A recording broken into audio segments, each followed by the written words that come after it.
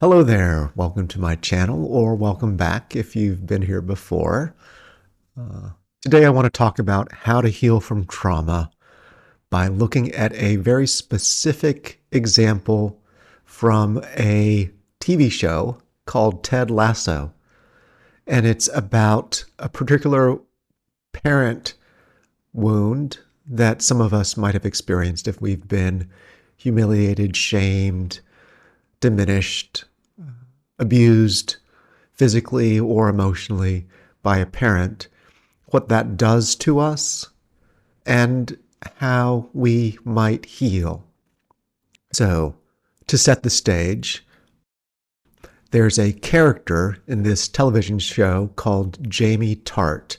Jamie Tartt is a soccer player on a team that does not have any superstars, and he is the best player, the superstar, and he knows it.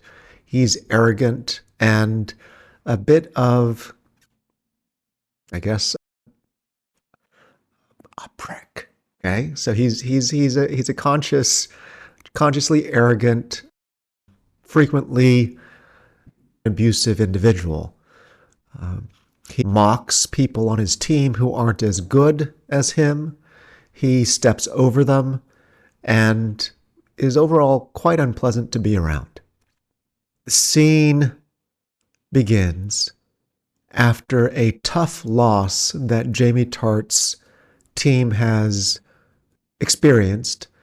His father was in attendance at the game, and the father comes in to mock Jamie Tartt at the end of the game. The father needles him, diminishes him, humiliates him, all in front of his teammates and colleagues. And they sit watching on as this cocky person that they once knew is shamed, abused, and humiliated. It is a side of Jamie that they had not seen or known. Jamie tries to politely at first ask his father to back off, to not talk to him like that. The father does not relent. Eventually, Jamie turns to walk away, and the father grabs him, and out of years, I imagine, of pent-up humiliation and fury, Jamie Tartt punches the father and then sits horrified at what he's done. There's this mixture of defending himself and then this look of almost shame, humiliation. It's a confusing thing. Like you hate this person and you love this person. You want them to punch them, you want to punch them, and you want them to love you. You just want them to love you. It's a hard moment for Jamie, and he just stands there in the aftermath of it. His father gets thrown out of the locker room, and he just stands there almost frozen, stunned into humiliation and shock. Stunned into humiliation and shock. He doesn't even know how to be, how to feel. And then Roy Kent, who has hated Jamie for his arrogance and cockiness. Roy Kent, one of the leaders in the squad, comes over and gives Jamie a hug. If you pause the video, you can see that as Roy Kent comes over to hug Jamie, that Jamie flinches for a moment. His shoulders tense up because whenever somebody has been close to him before, it's been to belittle him, to hurt him, maybe even to physically hit him. And so when Roy Kent comes over, his body flinches, expecting, here's somebody who's going to hit me. going to hurt me, going to humiliate me. And instead, Roy Kent hugs him with all of his heart.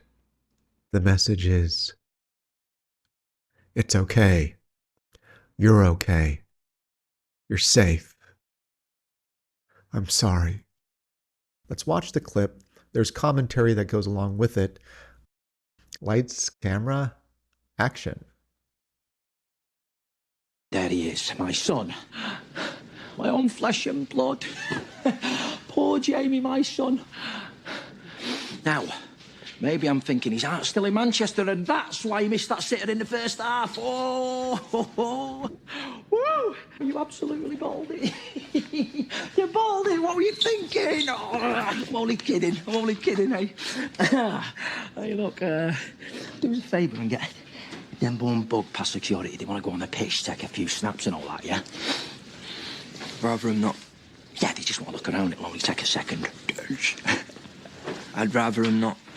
What? What, you're not going to all go little moody bitch just because you got your ass served to you on a plate, are you? Don't speak to me like that. Huh? Don't speak to me like that. Don't speak to me like that. Okay, well, let's see if you can hear this. You know that Ickle TV show you made? It just made it easier for Manchester City to kick you to the curb.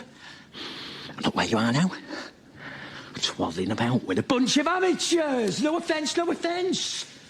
Huh? Don't turn your back on me, you pussy. Oh. Ah. Oh.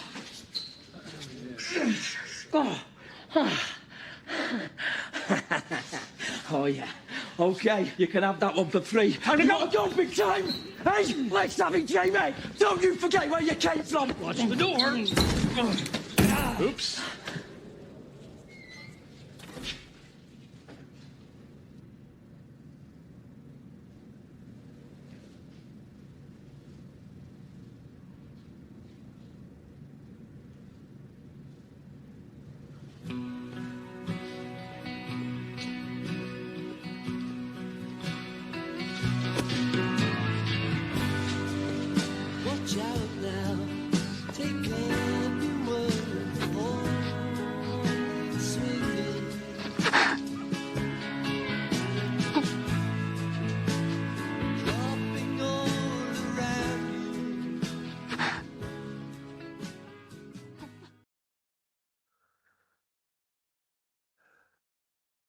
And in this little scene is the metaphor for how to heal from trauma.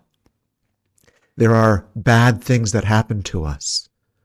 Abuse, perhaps, that we might have experienced. Verbal abuse, maybe physical abuse, humiliation, shame.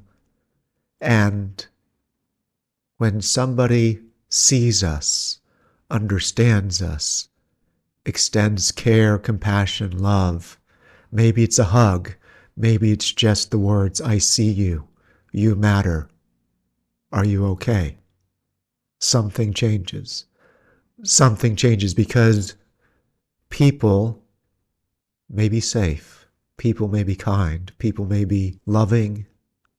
Instead of needing to protect myself by flinching and tightening and saying, get away, or don't hit me, they might instead hug you. And you might say, you're not trying to hurt me. You just want to see if I'm okay. And then that's what we might call a corrective relational experience, where the old patterns of people as abusive or unsafe are replaced with this idea that people might be safe, that people might be safe, people might be kind, people might want to help me, not humiliate me. And then with that corrective relational moment, we might have feelings that were pent up inside that did not have a place to be, finally coming out, receiving the love, letting go of all that has been held so privately and painfully inside. This is the general shape of a corrective relational experience. Sometimes by seeing this healing process in others, we can ourselves feel a bit of vicarious healing as well. These are the kinds of practices and trainings that we do at Somatopia. We work with therapists, coaches, healers who are wanting to provide these corrective relational experiences, these corrective somatic emotional experiences for others. Would love to have you join us. You can find out more in the link below. Take care.